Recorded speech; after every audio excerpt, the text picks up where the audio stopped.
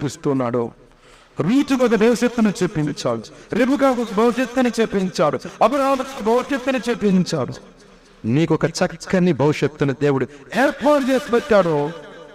But you have to depend upon God. దేవుని మీద నీవు ఆధారపడాలి, మనస్సు పెట్టుకోవాలి.